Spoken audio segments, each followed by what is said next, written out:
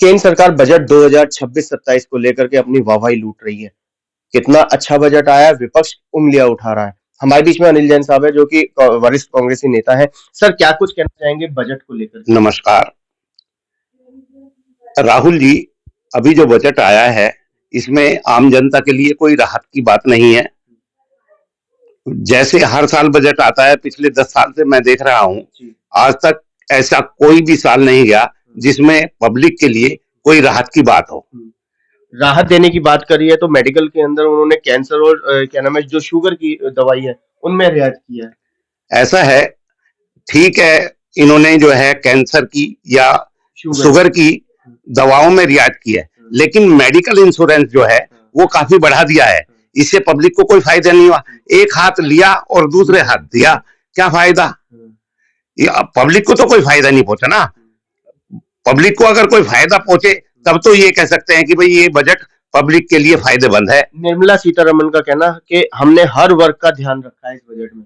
ऐसा है, मोदी जी ने निश्चित रूप से बजट में पैसे की जो घोषणा की है ये दे रहे हैं, लेकिन पब्लिक के काम नहीं आ रहा।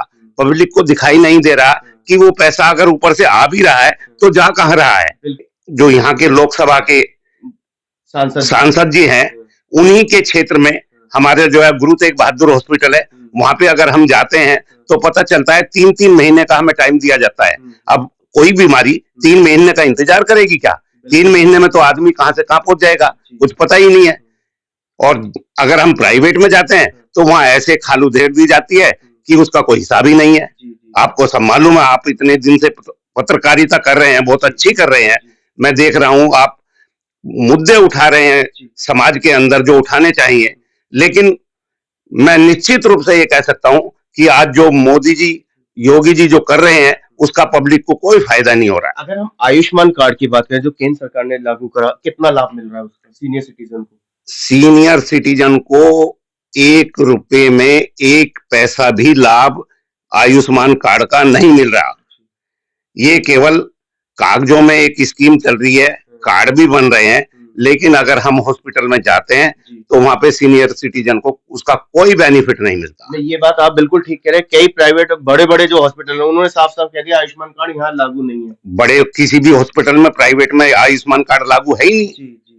प्राइवेट में अगर हम जाएंगे तो कौन आयुष्मान कार्ड को मानेगा? और सरकारी में मैंने अभी आपको बताया ही है कि वहां पे जाते हैं, 3-3 महीने का टाइम मिलता है, इतने में आदमी की जो है डेथ हो जाती है। तो ऐसी घोषणाओं का फायदा भी क्या?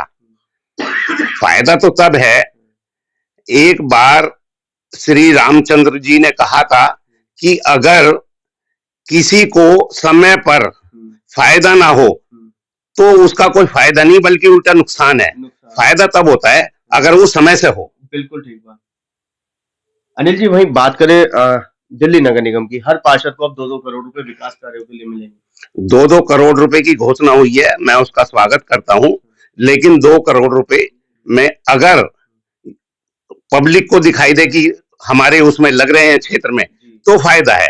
ऐसी घोषणाएं पहले भी होती रही हैं, लेकिन आज तक तो मैंने पहले भी कई बार बताया है कि एक बार गली बनने के लिए शुरू होती है, कहीं कहीं टूटने शुरू हो जाती है, कई कई महीने बन नहीं पाती।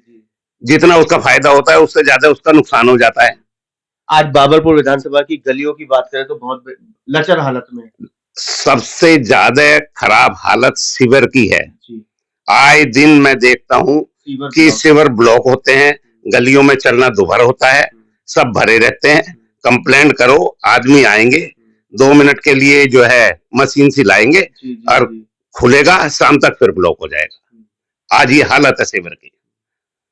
अभी सीवर डले हुए कोई बहुत ज्यादा साल भी नहीं हुए, केवल 5-7-10 साल ही हुए हैं सीवर डले हुए। इनकी अभी से ये पोजीशन है, अगर आने वाले 50 साल में ये हाल हुआ तो क्या होगा? इस हिसाब से तो लग रहा है कि जो पानी ओवरफ्लो होगा वो गलियों में, सड़कों पर बहेगा। आज भी बह रहा है, आज भी बह रहा है। मैं आपको अपने क्षेत्र में कितनी गलियां दिखा देता हूँ, सारी नालियां ओवरफ्लो कर रही हैं, सारे सीवर ओवरफ्लो कर रहे हैं। इसका पानी जाने की जब निकासी नहीं कहीं तो जाएगा कहाँ वो? अनिल जैन साहब की बात करें तो ये बाबूपुर विधानसभा के अंदर रहते हैं, बलबीर नगर क्षेत्र में रहते हैं। यहाँ के विधायक पिछले लगातार तीसरी बार हैट्रिक लगा चुके हैं। गोपाल राय जी हैं जो कि आम आदमी पार्टी से विधायक है। गोपाल राय जी यहाँ पे विधायक 3 बार से हैं, लेकिन मैं फिर भी यही कहना चाहूंगा कि जितना काम उनको करना चाहिए वो नहीं कर रहे, ना उतना काम हो रहा। जो कांग्रेस के शासन में कांग्रेस के प्रतिनिधियों ने भी काम करा दिया, वो उनके बराबर भी काम नहीं करा रहे। उससे ज्यादा तो कांग्रेस का एक जो नॉर्मल कार्यकर्ता है, वो अपने एफर्ट से काम करा देता है। बिल्कुल ठीक कह रहे हैं। लेकिन वो विधायक होते हुए भी ना तो यहाँ आते, कभी 5 साल में 1-2 दौरा हुआ, आगे आश्वासन दिया। आज मैं एक मीटिंग में गया था उनकी, कह रहे थे कि भाई अब यहाँ पानी भरना बरसात का बंद हो जाएगा। सजेशन मांग रहे थे सबके, मैंने भी सजेशन दिया था कि आप इसको सड़क ऊंची करवा दीजिए। आज तक ना तो वो सड़क ऊंची हुई, ना पानी भरना बंद हुआ। आज ज्यों का त्यों है। कौन सी गली, कौन से इलाके की बात? ये राठी मिल वाली गली है, जब भी बारिश आती है पानी भरता है उसमें। बिल्कुल भरता है। और भी बहुत गलियां हैं, एक गली तो मैं ऐसे ही बता रहा हूँ, और बहुत गलियां हैं। आज तक कोई मतलब जो है दिखाई नहीं दे रहा है क्षेत्र में कि विकास हो रहा है कुछ। अंत में राहुल जी, मैं चलते चलते एक बात और कहना चाहूंगा, मोदी जी तो करोड़ों रुपए की सौगात दे रहे हैं, लेकिन नीचे वो पैसा कहाँ जा रहा है, कहाँ लग रहा है, आज तक भी पता नहीं चल रहा। जो मैं तो ये समझता हूँ कि वो बल्कि अपनी ही पार्टी के प्रधान को जो है वो बदनाम कर रहे हैं। मोदी जी को भी ध्यान देना चाहिए इस बात पर कि जो पैसा मैं दे रहा हूँ कि वास्तव में वो पैसा लग रहा है या नहीं लग रहा है। तो ये थे हमारे बीच में अनिल जैन साहब, जो कि वरिष्ठ कांग्रेसी नेता हैं। कांग्रेसी नेता होने के साथ साथ स्थानीय निवासी भी हैं, दर्द जानते हैं। वही ढाक के तीन बात है, करोड़ों रुपए बजट सैंक्शन होता है, जमीन पे नहीं लग पाता है। कहाँ जा रहा है वो पैसा?